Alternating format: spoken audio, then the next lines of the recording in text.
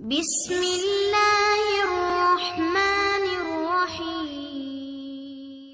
சேனலை பார்த்துட்டு இருக்க எல்லாத்துக்கும் என்னுடைய சலாமை ஏற்றி வச்சுக்கிறேன். அஸ்ஸலாமு அலைக்கும் வரஹ்மத்துல்லாஹி வபரகாத்துஹு. இன்னைக்கு நம்ம பார்க்க போற தலைப்பு சஹாபி ஜுலைபி ரலியல்லாஹு அன்ஹு அவங்களுடைய வாழ்க்கையில நடந்த வரலாறு தான். This video sponsored by Bymode shopping app. இந்த Bymode app one of the grocery purchase app. நமக்கு தேவையான கிராசரிஸ் எல்லாம் ஆஃபர்ல கிடைக்கும். நாம அதுல பர்ச்சேஸ் பண்றதுனால கேஷ்பேக் அண்ட் ரிவார்ட்ஸ் இருக்கு. இந்த ஆப் பிளே ஸ்டோர்ல அவைலபிளா இருக்கு. இந்த ஆப்போட லிங்க் டிஸ்கிரிப்ஷன்ல இருக்கு, செக் பண்ணிக்கோங்க. இப்ப வாங்க நம்ம வீடியோக்குள்ள போலாம். இந்த வரலாறுல சொல்லப்படுற இவரு மதீனாவுல வாழ்ந்து வந்தாரு. இவருடைய பெயர் ஜுலைபீப். ஆனா இந்த பெயர் இவருடைய அசல் பெயரே கிடையாது. இவரை மக்கள்ல அதிகமான பேரு வெறுத்தாங்க. காரணம் அவருடைய தோற்றம். ரொம்பவும் குட்டையானவரு, அதனாலேயே ஜுலைபீப்னு அழைக்கப்பட்டாரு. இவருடைய தாய் தகப்பன் யாருன்னே தெரியாது. எந்த குலத்தையும் சொந்தம் கொண்டாட முடியாத ஒரு நிலை.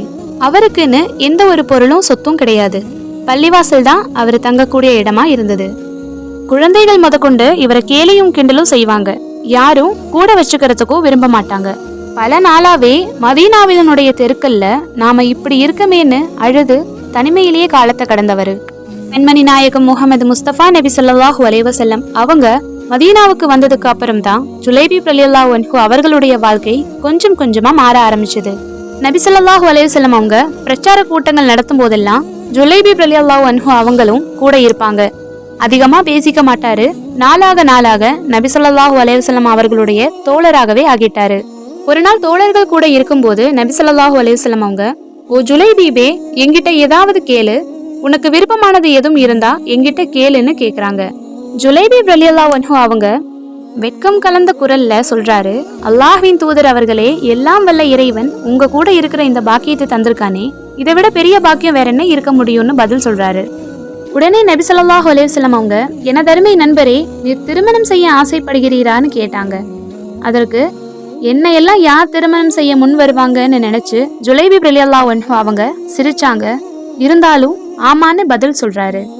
நபி ஸல்லல்லாஹு அலைஹி வஸல்லம் அவங்க மதீனாவிலேயே புகழ்பெற்ற ஒரு அன்சாரி சஹாபியினுடைய வீட்டுக்கு போய், நான் உங்களுடைய மகளை பெண் கேட்டு வந்திருக்கேன்னு சொல்றாங்க.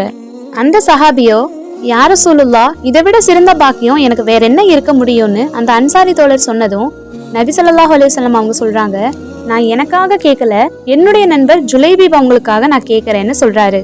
அந்த அன்சாரி தோழரோ ரொம்பவும் நொந்து போன மாதிரி, ஜுலைபீபுக்காகவா அப்படின்னு கேட்கும்போது நபி ஸல்லல்லாஹு அலைஹி வஸல்லம் அவங்க ஆமான்னு சொன்னாங்க. அந்த அன்சாரி தோழர் சொல்றாரு, நான் என்னுடைய மனைவி கிட்ட கலந்து பேசிட்டு வரேன்னு சொல்லி நடந்தத தன்னோட மனைவி கிட்ட சொல்றாங்க.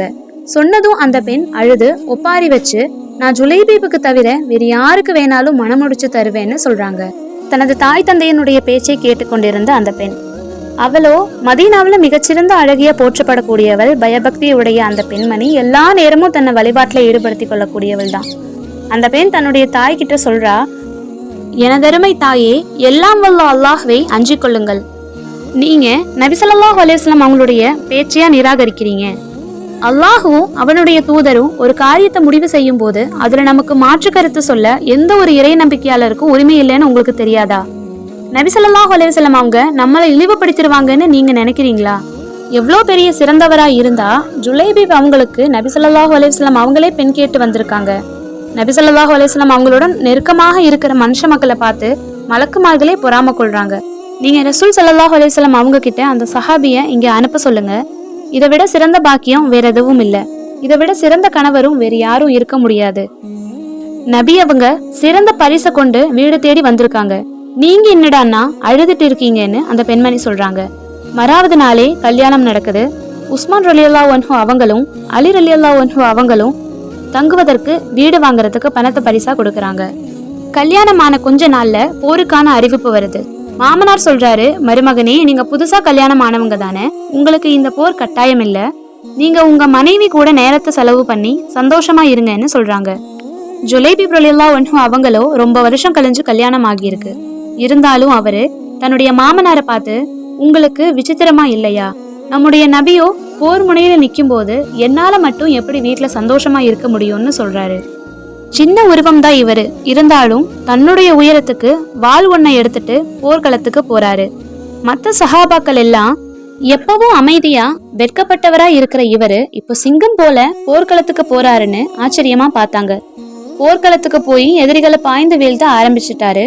போர் முடிஞ்சதுக்கு அப்புறம் நபி ஸல்லல்லாஹு அலைஹி வஸல்லம் அவங்க மற்ற சஹாபாக்கள் கிட்ட யாராவது தங்களுடைய குடும்பத்துல திரும்பாம இருக்காங்களான்னு போய் பார்த்துட்டு வாங்கன்னு சஹாபாக்களை ஒரு சிலரை அனுப்பி வைக்கிறாங்க.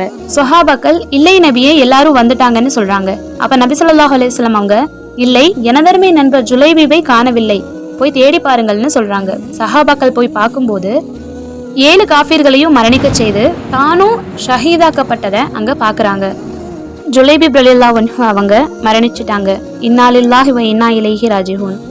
பின்னாடி நபி ஸல்லல்லாஹு அலைஹி வஸல்லம் அவங்க கபர் குழி தோண்ட சொல்றாங்க. தன்னுடைய கையால ஜுலைபீப் ரலியல்லாஹு அன்ஹு அவங்கள தூக்கி, யா அல்லாஹ், இவர் என்னிடமிருந்து நான் அவரிடமிருந்து என 3 முறை சொல்றாங்க. இதை கேட்ட சஹாபாக்கள் எல்லாம் வல்ல இறைவன் ஜுலைபீபுக்கு எவ்வளவு பெரிய சிறப்பு கொடுத்திருக்கான்னு ஆச்சரியப்பட்டாங்க. அல்லாஹுவையும் ரசூலையும் அதிகம் விரும்பினதுனாலேயே இதோ மிகப்பெரிய சிறந்த நிலைமை அடைஞ்சிட்டாரு. அவரு அழகா இல்ல, ஆனா மதீனாவிலேயே மிக அழகிய மனைவியா அவங்களுக்கு கிடைச்சது. அவர் ரொம்பவும் ஏழை, ஆனா மிக பணக்கார குடும்பத்துல இணைஞ்சுக்கிட்டாரு. நபி ஸல்லல்லாஹு அலைஹி வஸல்லம் அவங்களுடைய தன்னுடைய கையாலேயே அவரை அடக்கம் செஞ்சிருக்காரு. சுபஹானல்லாஹ். இதெல்லாமே ஜுலைபீப் ரலியல்லாஹு அன்ஹு அவங்களுக்கு கிடைச்ச மாபெரும் பாக்கியம்தான். பெயருக்கு ஏத்த மாதிரியே வாழ்க்கையும் குறுகிய நாளாவே முடிஞ்சிருச்சு. அழகையும் அசிங்கத்தையும் இறைவன் தான் கொடுத்தான். எதுக்காகவும் ஒருத்தரை ஒரு விஷயத்துல இருந்து ஒதுக்கி வைக்கிறது கூடாதுங்கிறத இந்த வரலாறின் மூலமா நமக்கு நபி ஸல்லல்லாஹு அலைஹி வஸல்லம் அவங்க கற்றுத்தரக்கூடிய ஒரு பாடம் தான். இந்த வரலாறு உங்களுக்கு பிடிச்சிருந்தா வீடியோக்கு ஒரு லைக் போடுங்க. இந்த வரலாறு பற்றிய கருத்தை கமெண்ட் பண்ணுங்க. உங்களுடைய நண்பர்களுக்கு ஷேர் பண்ணுங்க. மேலும் இது போன்ற வீடியோஸ்களை பார்க்க மறக்காம நம்ம சேனலை சப்ஸ்கிரைப் பண்ணிக்கோங்க. அஸ்ஸலாமு அலைக்கும் வரஹ்மத்துல்லாஹி வபரகாத்துஹு.